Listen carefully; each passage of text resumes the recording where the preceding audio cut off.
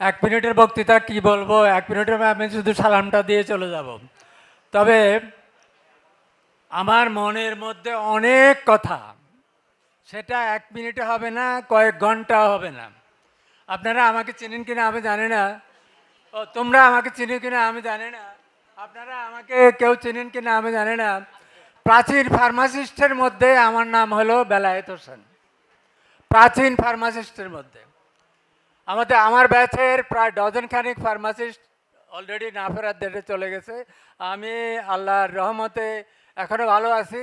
এখনও আমি মিছিলে যাই, এখনও আমি মানববন্ধনে যাই, এখনও আমি লেখালেখা করি, এখনও আমি ফার্মাসিস্ট দেখলে উজ্জীবিত হই। দুনিয়ার আমি যেখানে যাই সেখানে ফার্মাসিস্টের গন্ধ পাইলে আমি দৌড়ে যাই। তোমরা আজকে ওয়ার্ল্ড ফার্মাসিস্ট ডে, আমি এখানে গুনলাম, মনে হয় 350 লোক এখানে এসছো, 300 জন। তা আমি তো 300 জন বলবো না, একটু পরে আমাকে আমেরিকার থেকে টেলিফোন করে জিজ্ঞেস করবে, এই বেলাচ্চা নোয়াখাল্লা বলতো আজকে কত লোকের সমাগম হয়েছে।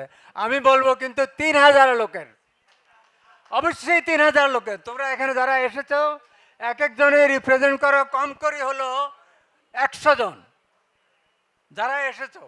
প্রত্যেকজন প্রত্যেকটি ফার্মাসিস্ট স্মার্ট।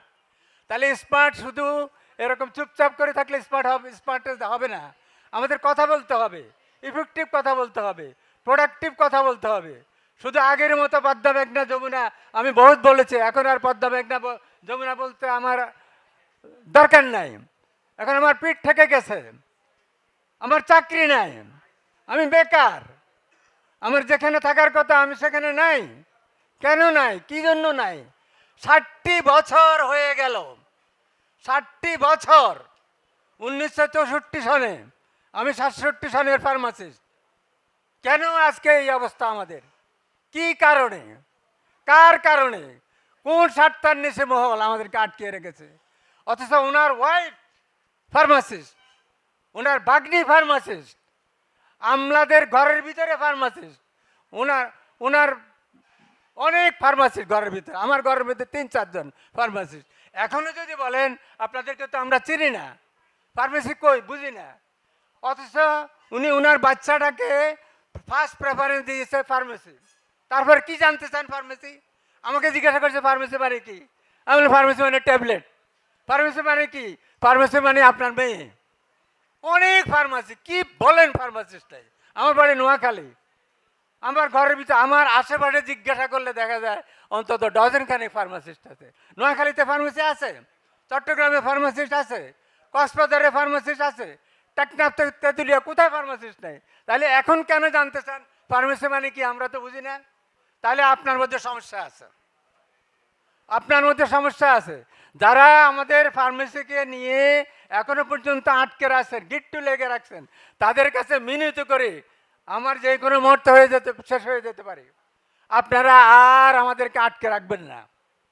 সারা দুনিয়ায় ওদিনকার আটলান্টিক মহাসাগরের একটা এসে জায়গায় দেখলাম টঙ্গা একটা ছোট্ট একটা রাষ্ট্র, সেখানের মধ্যে ফার্মেসি আছে, ব্রুনাই ফার্মেসি আছে। অথচ আমরা সারা দুনিয়ায় আমাদের ঔষধ যাচ্ছে, অথচ আমরা আমাদেরকে চিনে না।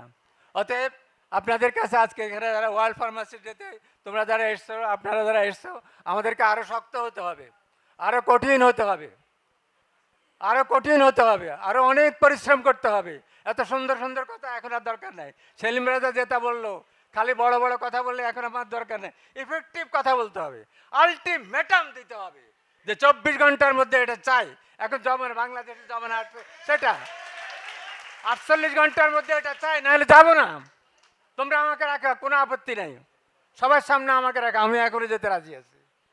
আলটিমেটাম দিতে হবে যে আগামী 72 ঘন্টার মধ্যে যদি পরিদপ্তর তৈরি না করে যদি না করা হয় তাহলে আমরা রাস্তা ছাড়বো না, এরকম করতে হবে। তাহলে আমাদের দাবি আদায় হবে। এত সুন্দর সুন্দর কথা বলি, এত সুন্দর সুন্দর কেক কেটে এটা হবে না। আমাদেরকে চিনে না, আর কীভাবে চেনাবেন? অতএব চিনাবার জন্য আমাদেরকে রাস্তায় শুয়ে থাকতে হবে, বসে থাকতে হবে, আরও কঠোরভাবে আন্দোলন করতে হবে, আরও বেশি করে আসতে হবে, বেশি বেশি মিটিং করতে হবে। মিটিং হবে, প্রোডাক্টিভ মিটিং হবে, মিটিং থেকে যেন এখান থেকে কথা বলবো চিল্লায় যেন হেলথ মিনিস্ট্রি পর্যন্ত খবর হয়ে যায়, বিভিন্ন ভবন পর্যন্ত যেন চলে যায়।